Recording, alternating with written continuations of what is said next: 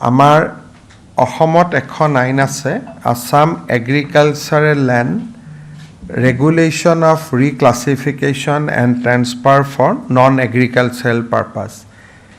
এই অনুসৰি কৃষি মাটি আমি নন এগ্ৰিকালচাৰেল পাৰপাছলৈকে যদি ৰূপান্তৰ কৰোঁ তেতিয়াহ'লে জিলা আয়ুক্তৰ অনুমতি নিশ্চিতভাৱে ল'ব লাগে।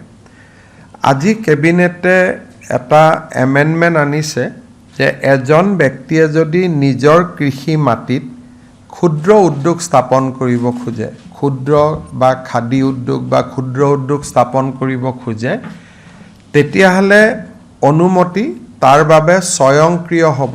পৰ্টেলত গৈ তেওঁলোকে স্বয়ংক্ৰিয়ভাৱে অনুমতি ল'ব পাৰিব। তেনেকৈ নিজৰ এগ্ৰিকালচাৰেল মাটিত যদি সোলাৰ পেনেল লগাব খোজে তেতিয়াহ'লেও তাত জিলা আয়ুক্তৰ অনুমতিৰ পৰিৱৰ্তে পৰ্টেলত গৈ স্বয়ংক্ৰিয়ভাৱে অনুমতি ল'ব পাৰিব।